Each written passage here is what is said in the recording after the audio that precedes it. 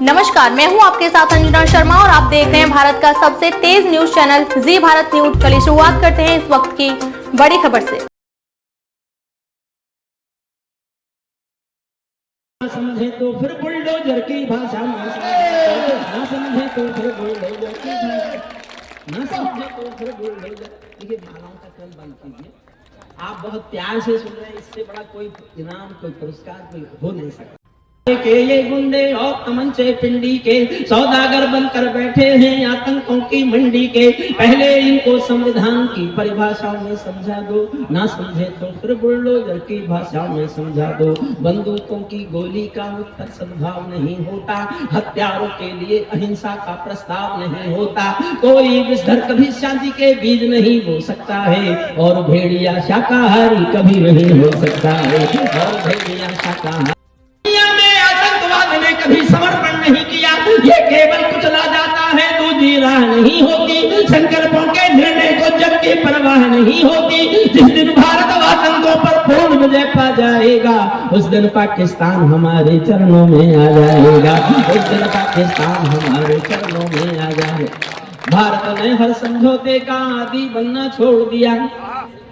और एक लाइन पढ़ रहा हूं, आप कल्पना नहीं करेंगे मैंने क्या लिखा है और मैंने क्यों लिखा है, ये बताता हूं आपको। मैं बिना कानूनी सत्यता के कुछ भी बोलता नहीं। मैंने 1947 के डिवीजन के समय के सारे डॉक्यूमेंट पढ़े। बनना छोड़ दिया भारत ने, हर समझौते का आदी बनना छोड़ दिया। भारत ने हर समझौते का आदी बनना छोड़ दिया। कुछ मुद्दों पर हमने बापू गांधी बनना छोड़ दिया। कुछ मुद्दों पर हमने बापू गांधी बनना छोड़ दिया। नई सदी का भारत है ये 62 वाला दौर नहीं। भारत माता के जय नारे लगवा रहे थे, अब बंद करो भारत माता की जय बोलना, अब नारा लगाओ दुनिया के बाप की जय।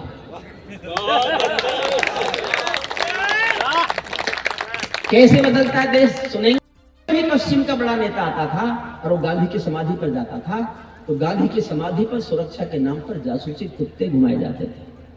जासूसी कुत्ते पहले घूमते थे, मेहमान बाद में जाता था। जब देश बदलता है तो G20 में आपने देखा दुनिया के सारे दादा नंगे पैर गांधी की समाधि पर घूम रहे थे, सारे दुनिया के दादा। ऐसे बदलता है देश। नई सदी का भारत है ये, साथ देना मेरा जोश बढ़ाना अपना। नई सदी का भारत है ये 62 वाला दौर नहीं। हम भी दुनिया के दादा हैं, दिल्ली है लाहौर नहीं। हमने अपने संविधान से 370 मिटा दिया। नेहरू जी ने डाला था जो साफ गले से हटा दिया। उरी का उत्तर घर में घुसकर चोट से देना सीख लिया। पुलवामा का उत्तर बालाकोट से देना सीख लिया। पुलवामा का उत्तर बालाकोट से। नई सदी का भारत है ये 62 वाला दौर नहीं। हम भी दुनिया के दादा हैं, दिल्ली है लाहौर नहीं। हमने अपने संविधान से 370 मैंने 29 साल चीखा मिटा दिया। नेहरू जी ने डाला था जो सांप गले से हटा दिया। उरी का उत्तर घर में घुसकर चोट से देना सीख लिया। पुलवामा का उत्तर बालाकोट से देना सीख लिया। रावलपिंडी के दिल में जब फोड़ दिखाई देता है, उनको सपनों में भी बालाकोट दिखाई देता है। उनको सपनों में भी बाला। और एक लाइन पर उछलोगे कि खुश होगे कि नहीं होगे। हमने डर को कूटनीति से दूर हटा कर रखा है। हमने डर को कूटनीति से दूर हटा कर रखा है। दिल्ली के सिंहासन पर एक शेर बिठा कर रखा है।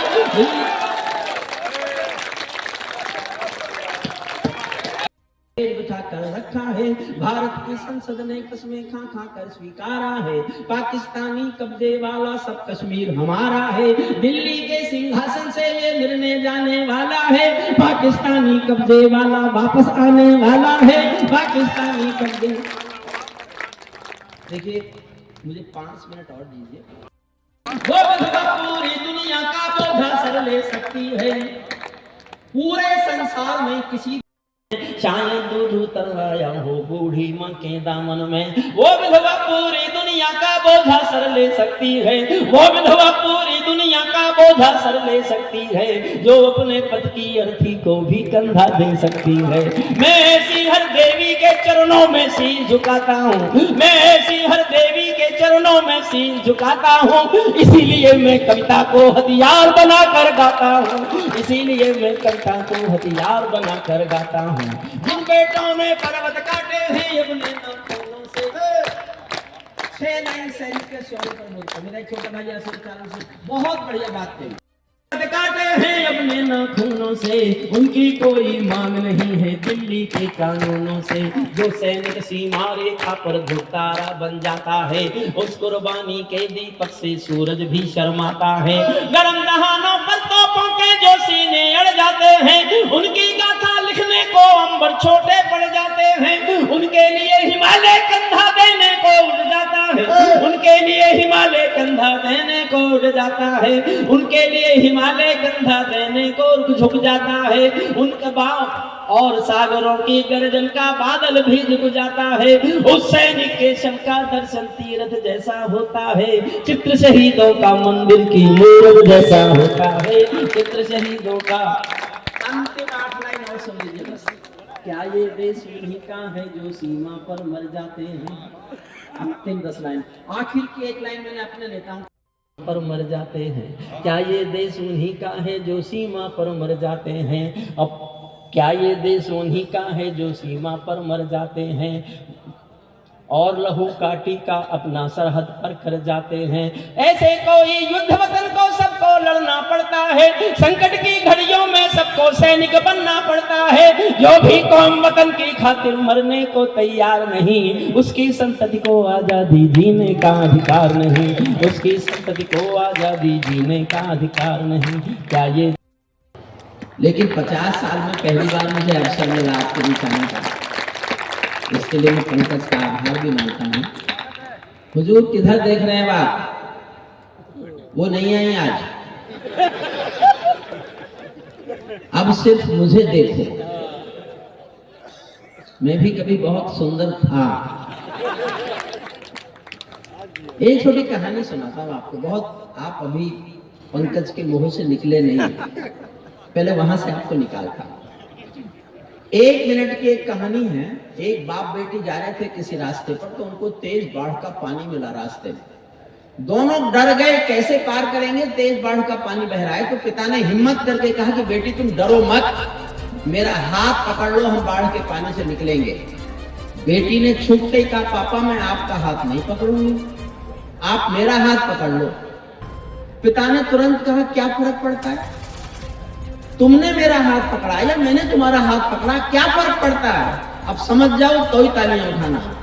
बेटी ने कहा पापा बहुत फर्क पड़ता है, मैं किसी मजबूरी में अपने स्वार्थ में आपका हाथ छोड़ भी सकती हूँ, लेकिन एक बाप अपनी बेटी का हाथ किसी हाथ में कभी छोड़ा। पंकज तुमने इतना अच्छा पढ़ाया, अगर मैं तुम्हारा प्रभाव थोड़ा कम नहीं करूं तो ये लोग मुझे नहीं सुने। कोई पुण्य हुआ हो तो उसके बदले में पंकज का बहुत भविष्य उज्ज्वल चाहता हूँ, मांगता हूँ आपके लिए। मुझे अफसोस हो रहा है कि मुझे आज तक मिला ही नहीं, जानता ही नहीं उस कवि को। जो लोग खड़े आप बैठ जाइए। मैं एक आसान कविता शुरू करता हूँ, बहुत आसान, जो मेरी बहुत पुरानी कविता है, कि नहीं है। उस कविता में मैं आराम से आप तक पहुंच जाऊंगा, और आप तक मैं इस कविता में पहुंच जाऊंगा तो फिर मैं आपको थोड़ी सी मुश्किल कविता सुनाऊंगा, जिसमें आप, मुझे उस दिन पता चला इसने बिहार में टॉप किया था। मैं थोड़ी मुश्किल कविता बाद में सुनाऊंगा, पहले एक बहुत आसान कविता सुनिए। बहुत आसान कविता है, मेरी बहुत पुरानी कविता है, लेकिन भला हुई हमारे राजनेताओं का कि किसी कविता को नहीं मरने देते, मौका देते रहते हैं कि आप उसी को बार बार पढ़ते रहो, हम आपको अवसर देते रहेंगे। तो राजनेता देश के काम आते हो नहीं आते हो, कवियों के तो आते ही नहीं। सुनिए, मन से सुनिएगा। आदरणीय इधर भी बैठे, सुनिए साहब, आदरणीय आप भी बैठ गए। मैं बुरा कवि नहीं हूँ,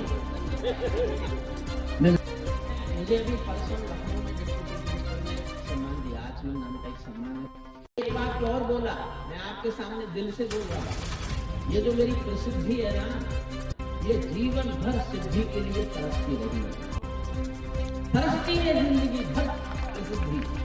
प्रसिद्धि कभी सिद्धि से नहीं है, जो सिद्ध होते हैं मन का एक सिद्ध करती है।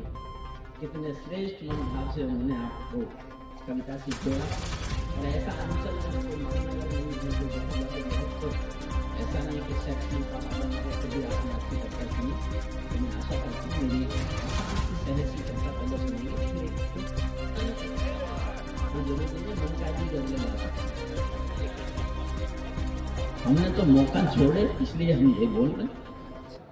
मैं भी गीत सुना सकता हूँ शबनम के अभिनंदन के, मैं भी ताज पहन सकता हूँ नंदन बन के चंदन के, लेकिन जब तक पगडंडी से संसद तक कोलाहल है, तब तक केवल गीत लिखूंगा जनगण मन के क्रंदन के, तब तक केवल।